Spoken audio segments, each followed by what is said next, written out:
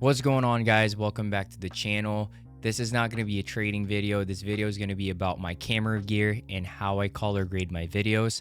So I posted this video a few months ago and it got 1 million views, and a ton of people are asking me what's my camera gear, what lens I use to capture those videos, and probably the most important thing, which is how I achieve that cinematic look in my videos by doing color grading. So I use DaVinci Resolve, which is a free application that anyone can download, and I use it for all my color grading. A lot of times I will color grade in DaVinci Resolve, export it, and then edit those videos in CapCut, which is my main editing tool that I'm using. But everything that I do with colors in the video, I do it in DaVinci Resolve. In this video, I'll show you how exactly I use my PowerGrade to easily edit videos to give that cinematic look. It honestly doesn't matter what level of experience you have. This color grading process is extremely simple and plug and play. We'll be color grading different clips taken with a Sony camera, a DJI camera, and even an iPhone camera. I'll show you how versatile this PowerGrade is. Not only can you get different looks out of it, but you can also use it for different types of cameras. So without further ado, let's get right to it. So first things first, let's talk about camera gear. So the camera that I used for that video that got 1 million views, which is most likely how you ended up finding this YouTube video, is through that Instagram video. What I used for that was a Sony FX3. Now, you don't need a Sony FX3. In fact, I actually sold my FX3 because it's an overkill for me. It had all the bells and whistles that I don't really need because I don't do this professionally, and it's a pretty expensive camera. And so to save me some money, I sold that and I bought the ZV-E1 secondhand, and I also bought the A7C II secondhand. Now, I'm not going to keep both of these cameras. I'm testing them both to see which one I favor more, but essentially the ZV-E1 has the exact same sensor as the FX3. It's good in low light. It's really great for videos, but it's not the best for photos. The A7C II is more of a hybrid camera. It's really great for photos and is good for videos as well. So far, I'm leaning towards keeping the A7C II for the versatility, but if you're only planning to do videos, the ZV-E1 is probably a better buy for you. Now, the lens that I used for that video is a Tamron 28 to 75 millimeter f2.8. Now, that f2.8 is probably what you want to pay attention to, because the lower that number is, the more you get that blurry background or that subject separation, which a lot of people were asking how to achieve as well. So you get that by getting a lens that has an f2.8 or lower. Now, you can get something like an f1.8 and get even blurrier background, but then you're getting into prime lens territory. Prime lenses are basically lenses that have a fixed focal range, and so you can't zoom it in or make it wider. You're locked into a specific focal range. Maybe that's 24, 35, or 50. And so I would actually recommend, if you don't have a lens yet, get a zoom lens with a 2.8 aperture. That's all you need. Those videos that I shot was f2.8, and yet I was still getting that blurry background. And then I also use other cameras. I have an iPhone 15, which I use, and you can color grade iPhone 15 footages as well. You'll see later how I color grade iPhone 15 footages, and you'll see how good it actually is. And DJI Osmo Pocket 3 is also another camera that I own that I color grade sometimes. You can achieve cinematic look regardless of the camera that you're using. It's all about how you color grade it, which we're gonna break down in detail later. So a couple things that are very important. Camera settings. So I have two sections here. The first part is your non-negotiables. You need to make sure you have these settings in your camera if you want good color grading results. And then the second area are some settings that I would recommend for you to really get that cinematic look. So the first thing under non-negotiables, you need to be shooting at a log profile. Log profile is basically your camera taking a very flat video. There's really no saturation in it because that's better for color grading later on. Most cameras have log profile, so for Sony it's S-Log3, for DJI it's D-Log-M, and then for my iPhone users out there, it's ProRes Log. The modern iPhones can shoot in this log profile. Next is the white balance. Do not use auto white balance. If you're an auto, your white balance is gonna constantly shift throughout the video, and you don't want that. You want consistent colors in your video, so don't ever use auto. And here are just some guidelines. If you're shooting at a daylight scene, 52 to 5600, indoor warm light 28 to 3200, and indoor cool light 4000 to 4500. These are just ballparks. Obviously, depending on your situation, you're gonna have to adjust that, but it's pretty easy. You get the hang of it pretty fast. This is honestly something that you can eyeball pretty easily, and you can adjust white balance in post-processing or during your color grading process. But of course, it's always better if the input video or the video you captured has the correct white balance. Now, the manual settings. Now, these are good to have. So the iPhone and DJI videos that I'll be color grading later, all the settings were set on auto except for log profile. I was shooting in log profile, and also the white balance was set to a specific white balance, but everything else was on auto mode. So you can achieve cinematic look under auto mode, but if you really want to get the best cinematic look you can get, then you're going to want to tweak these settings. Aperture f2.8, I just always keep that at the lowest, whatever the lowest value that's available for my lens, I use it. ISO, so each camera will have its native ISO, so basically the best ISO that will work with the camera. For example, for Sony ZV-E1, the base ISO is 800 and 12800 when you're shooting under S-Log3. You guys can look up the native ISO for your camera online, it's readily available, but in general, you want this ISO to be low, because the lower it is, the less noise there will be on the video. Next, your frames per second. I always shoot at 24 FPS. So 24 FPS is actually what they use for a lot of movies, and so it will give you more of that cinematic feel whenever you're shooting 24 FPS. 30 frames per second is a little bit less cinematic, but honestly, you can't really tell the difference that much unless you're really consciously looking for the difference. So either you shoot 24 or 30, doesn't matter. I shoot 24 frames per second personally. And then shutter speed, you want this to be double your frames per second. So if I'm shooting 24 FPS, my shutter speed is 50. If I'm shooting at 30 FPS, my shutter speed is 60. This is important because this is how you can achieve that natural motion blur. There's a lot of videos online that breaks this down in detail. A lot of people can't notice it. I do notice it, so I try to stick to this rule. Following that rule will give you the most cinematic motion blur, and so I would recommend that you stick to this. Now, one thing you will notice is if your shutter speed is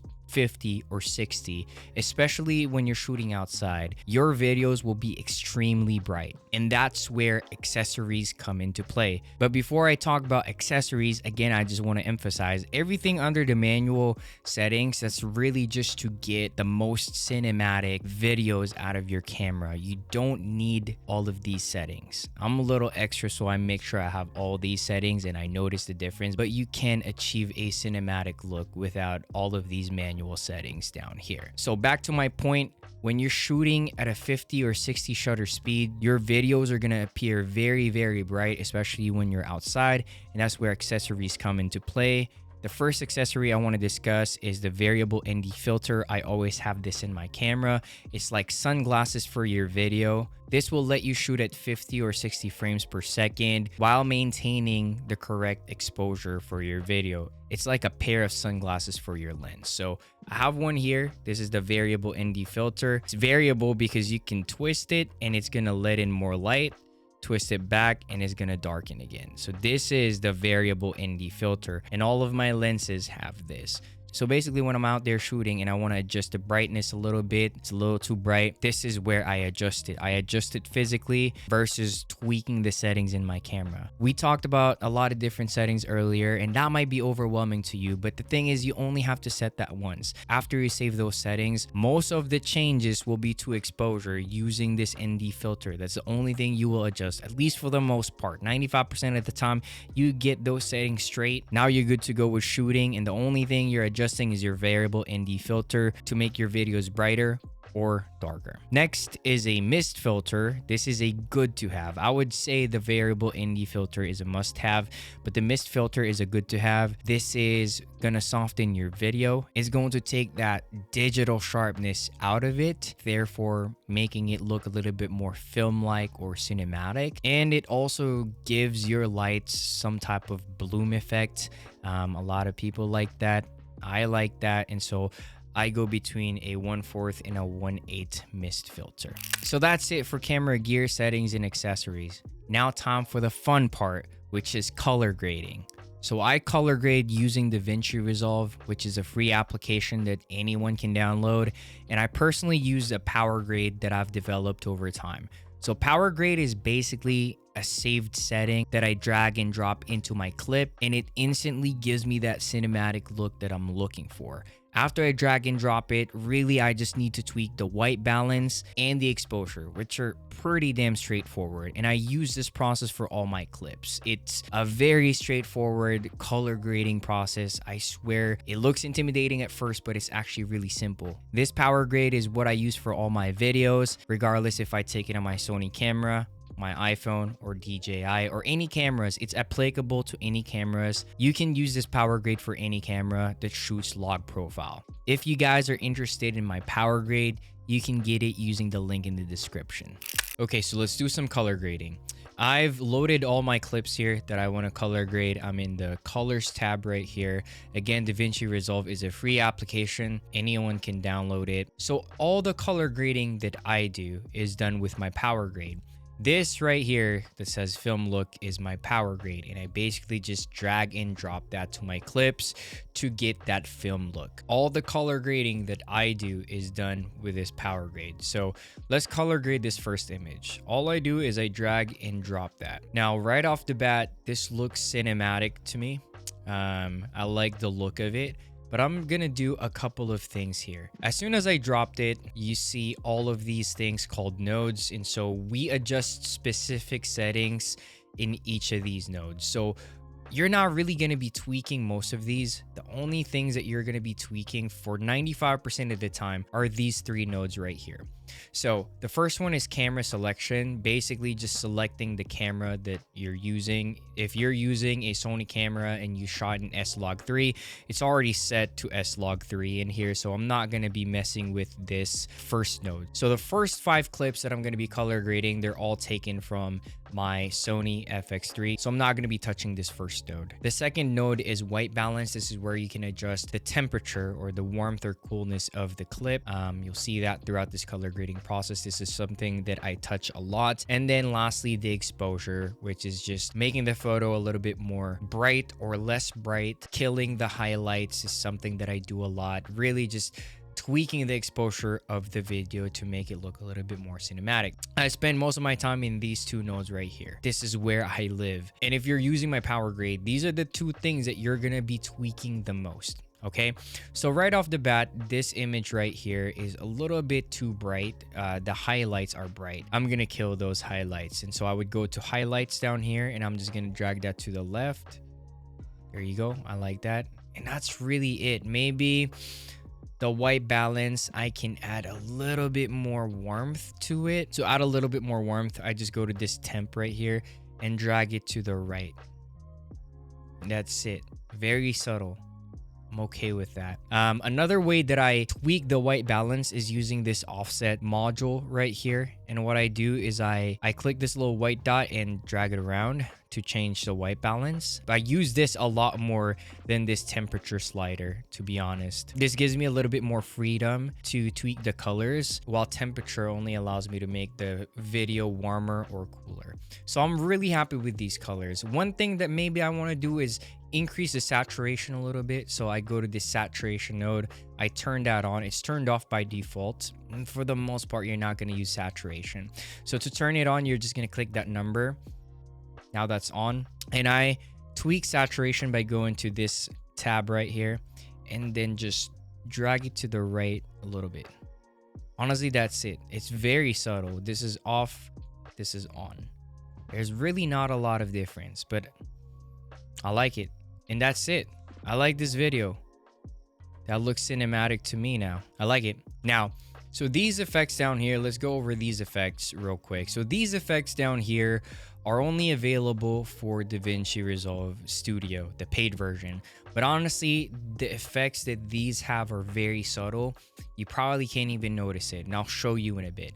I have vintage blur, lens blur, RGB split, halation, skin key. This is something that you can use in the free version. Essentially what I use this for is if I push the colors a little too much and my skin tones are looking a little off to where maybe it looks a little too purple, I use this skin key to really bring the skin tones back a little bit to the natural colors of the skin. And then grain, it adds a grain effect to the photos, gives it a little bit more of a filmic look to it. So let's go over these ones. So the vintage blur, it just blurs it a little bit, takes off the digital sharpness. You probably can't even notice it unless you really zoom in there. Turn it on, off, on, off. It's very subtle. Now lens blur, what this does is it blurs everything else outside of the subject. And so when I have this enabled, I will click this node and I will go to power window and I will adjust it to my subject. This is with it off and this is on. Probably can't even notice it. If you zoom into the corner right here, this is with it on, this is off, on, off. And then RGB split, it's like a halation. You can either use RGB split or halation. I just use one, I don't use both. So I like RGB split better. This is what it does. Boom. It just adds that little RGB split on the edges. This gives it more of a film feel to it. It's very subtle. You can't even really notice it that much. Halation might be a little bit more obvious, but it's essentially doing the same thing. Here's halation. I never use them both at the same time. It's one or the other. And then grain, boom, it adds that grain effect. And you can actually add grain effect using their free version. There's some workarounds to it. There's a lot of videos on YouTube that covers that in detail. You guys can look into that. Yeah, this is with the effects on, off, on, off, on, off. It's very subtle. So don't feel like you're missing out if you don't have the studio version of DaVinci Resolve, but if you do, you can use these to really add that filmic cinematic effect to your video. So that's all I did to this video, and look at it, it's way better. This is the flat log profile, and then after using my PowerGrade, boom, that's the look that I get, and it's super straightforward. Like I said, we spend 95% of our time in white balance and exposure, sometimes saturation, but that's really it. And you guys will see how I color grade the rest of these videos. Let's go to the second clip. Okay, drag and drop. Right off the bat, what I noticed in this video is it's a little too warm for my liking. So I'm gonna click white balance. I'm gonna ignore camera select because this is already set to my camera. I'll go to white balance. I'll go back here, and then I will just make this image cooler. As I make it cooler, I see a little bit more purple in there, so I'm gonna drag it towards the green. Boom, I like that. I like the look of that. And maybe you guys like it a little bit on the warm side, right? Maybe you like it like this. That's fine. You guys don't have to do it like I do it. This is where there's no right answers in creativity. If that's the look that looks good to you guys, tweak it that way. For me, this is the look that I like. Dragged a little bit down here to the greens and blues. That's what I like. So that's what I'm gonna do. If you guys like it warmer, by all means, make it warmer. If that's the look you're going for, do that. There's no right answer. Okay, that's what looks good to me. Saturation's fine. Exposure, let's try to see if we can kill the highlights a little bit. So when I killed the highlights, my shadows got a little too dark, so I'm gonna lift my shadows a little bit. And that looks good. That looks good to me. That's it. That's all I have to do here, and this already looks good. One thing, if you guys want to use these effects down here, by all means do it. Adds a little bit more of a film feel to it. It's gonna be a little jumpy when you preview. When you play back a clip with effects in DaVinci Resolve, it slows down, it jumps, it's a little laggy, and that's why it looks like that, because I have the effects on. But this looks good to me. Okay, next clip. So this clip and the last clip we were editing, they were shot the same place, the same time of day, same lighting, same settings and everything. So what you can do is go back to this clip, right click it, grab still, and it will create this thing. What I can do now is I can just drag and drop that to this clip, and it uses the previous settings and applies it to this one. As you can see, if I use the film look, it's a little too warm, but I already made those adjustments from my previous clip. And so I'm going to drag that here instead of the film look. And it already looks good. To me, this looks good. I don't really need to mess with anything. Maybe it's a little too contrasty. That's the only thing I have. It's a little bit too contrasty. So to change that, you go to contrast here and you just reduce that by a little bit.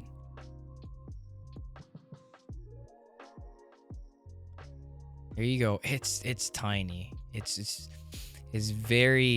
a very subtle change, but I like that. That looks good to me. So let's delete this. That's the log profile. And then boom, that's my PowerGrade. Okay, next clip. Drag and drop. It's too bright. It's the first thing that pops out. I go to exposure and I will kill the highlights. I catch myself killing the highlights a lot in my videos. I just like the look that it gives when you tone down the highlights. Sometimes I go to HDR and I kill the highlights from here. So you click HDR right here. I'm still in the exposure node. And then there's this slider right here that you just have to drag to the left. Sometimes I like the look that gives as far as killing the highlights. But for the most part, I use this. I think this looks good. White balance. I like the warm look to it. But you can tweak this and make it a little bit more cool if you want. But to be honest with you, I like the warm look. Yeah. I like that. And then again, if you want to add these, by all means, add those. Make it look a little bit more cinematic. Again, it's laggy because of the effects. When you export the video, it's not gonna look like that. Okay, next video. Drag, drop. This one looks good already. The only thing I would do is maybe tone it down a little bit on the warmer side. In this one, I'm gonna try to just use this temp slider, slide it to the left. Boom, that looks good to me. So this greens node right here, I use this because sometimes in Sony cameras, the greens are too like oversaturated. It's too bright. And so this is just to kill the greens. It's very subtle. So if I zoom in here, if I turn this on, it desaturates the greens a little bit. So that's what that one's for. Okay. So let's look at this skin key right here. When I turn this on, I just want to show you guys how I use this. So how I use this skin key is I use the qualifier, I click it, and I click Shift H, and I click the skin so that I can specifically select that color and move it around. Now, you see this line right here on the vector scope? That's the skin tone indicator. Since my line is on the skin tone, that means I'm good. That means my skin tone is looking natural. So I'm gonna hit Shift H again. That's natural skin tones. But say for example, let's tweak the white balance. Let's say I tweak this white balance to the greens like that. Let's say I wanted to give it a green look. Now if I click the skin key and pick my skin tone, Shift H, let's make sure we get it selected properly. As you can see, my skin tone is all the way here to the yellow green side, and you want it to be lined up with this skin tone indicator. So what I'm gonna do is I'm just gonna click here under offset and then just drag that closer. It doesn't have to be perfect, but just closer to that skin tone line. This is it being green, and then this is it better. Not perfect because I exaggerated moving the white balance all the way to the greens.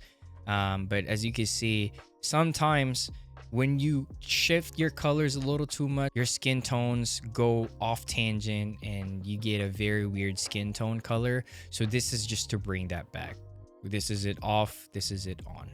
Okay, so this is it without, and then with the color grading. You see how easy it is? I just drag it and then tweak the white balance and exposure, and I pretty much get a cinematic video. Now, these videos were taken with the FX3. Let's try an iPhone footage. I don't have a lot of clips to color grade that was taken using my iPhone. I'm going to Hawaii next week, and I'll take a bunch of videos using my iPhone just to show you guys that you can actually use this PowerGrade to color grade iPhone footages as well. The important thing is you shoot in Apple ProRes log. Am I saying that right? I think it's called ProRes log. So that it captures it in this log flat picture profile. This was all in auto mode. The only thing that I did here was lock white balance and use the log settings on iPhone. So I drag and drop it. And then since this was shot in Apple, I got to change this input color space to use timeline and then Apple log. Okay. Now, exposure, I feel like this is actually one where I would increase the highlights a little bit. Maybe not. Maybe overall exposure, I will increase it and then kill the highlights a little bit. There you go. I like that. White balance, it looks good to me. Looks good to me. Maybe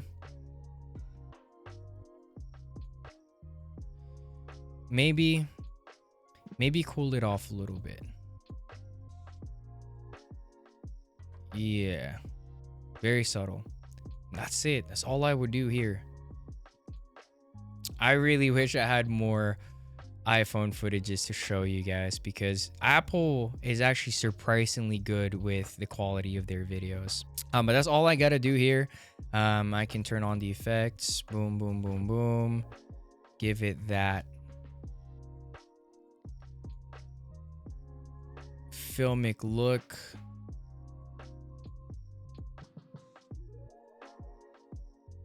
Yeah, that looks good to me. Shot on iPhone. Now, this is another one. This is my cat, Nico. I just took this earlier this morning again because I really don't have iPhone clips. So let's drag and drop it. Camera selection, use timeline, input gamma, Apple log. Right off the bat, I think the white balance could be tweaked a little bit. Bring it over to the cooler side. Okay, and then exposure, I am going to kill the highlights. There you go. I like that. And that's it. Maybe desaturate it a little bit. Okay. I really don't think I need to tweak anything else here. Yeah, that's it. Well, that's an iPhone footage right there. And I'll show you the difference. I have a footage here. Okay, this is the one that was taken straight out of the iPhone with regular colors. And this is with it color graded. You see how it looks a lot more cinematic. But I swear, Apple colors are not bad. The fact that this was taken on an iPhone and this one too. These are really good colors. I wish I had a lot more clips. Like I said, when I go to Hawaii next week, I'm going to take a lot more videos on my iPhone and I'll color grade it. Okay, next one, DJI. This was taken from my Osmo Pocket 3. This was a bad quality video. This was way overexposed. You'll see the next clip, it has the right exposure, but when I took this was way overexposed. Luckily, with color grading, we can fix it, but the quality of your output is only as good as the quality of your input. So best practice is taking your videos in the proper exposure. I'm not well versed as far as how to take videos with my Osmo Pocket 3. I'm still learning. This was taken in Japan and If I could go back, I would underexpose this a little bit. So drag and drop, go to camera selection, input color space. I will pick DJI D-Gamut and DJI D-Log. As you can see, it's overexposed. So I'm going to bring down the exposure, and then I am going to bring down the highlights. Now, since I brought down the exposure by a lot and I killed the highlights, I'm at -100 right now. There's a look to it that I'm not really buying. And so whenever that happens to my clips, I would go to look, I would click this. Now we'll go to this tab right here and key output gain. I will just bring that towards the left. Makes it a little bit less contrasty. Okay. And then I'll go back to my exposure and maybe bring it down a little bit. Okay, I like that. That looks better to me. That looks better to me. Okay, now white balance. I think white balance is fine. Let's see. I gave it a little bit more warmth, and I think that looks good. So yeah, that is the look. And then you can add grain to it. Add some blur, halation, this lens blur. We can tweak that a little bit, make it bigger. Boom, boom. Yeah, I like that look. Again, this would have been 10 times better if it wasn't overexposed to begin with. Even right now, I feel like this is still overexposed. Now I could still bring down the colors or the exposure a little bit like that. And then when you bring down the exposure and you start losing details on the dark points of your images, you can go to shadows and lift that up a little bit. Either that or reduce the contrast. All right, this is actually better. There you go. It looks good. And this doesn't have any of those effects down here. Okay, last clip. Drag and drop. This was with DJI as well, so we're gonna change this to DJI D-Gamut and D-Log. All right, right off the bat, I want to kill the highlights. You guys are probably starting to see a pattern here. I always look at the exposure. I always take it down and kill my highlights, and then maybe lift the shadows a little bit. There you go. That looks good. White balance. Maybe I'll give it a little bit of warmth or to the cooler side. There you go. I actually like it to the cooler side. Look at that. That looks good. I think that looks great. That's it. I like that look. Look at that. Boom. Let's see if we can reduce this look by a little bit to 80%. So this look right here, this is what's giving it that filmic look, and sometimes it makes it a little bit too contrasty. So you can click this look, click this tab, and then key output gain, reduce that a little bit. And then maybe kill the greens. This looks good. So the orientation of my project is landscape, and this video was taken in portrait. That's why I have to zoom in. But that looks good. And that's pretty much it. That's exactly how I color grade all my videos. As you guys can see, it's a simple drag and drop. DaVinci Resolve might be a little bit intimidating at first, but it's such a powerful tool.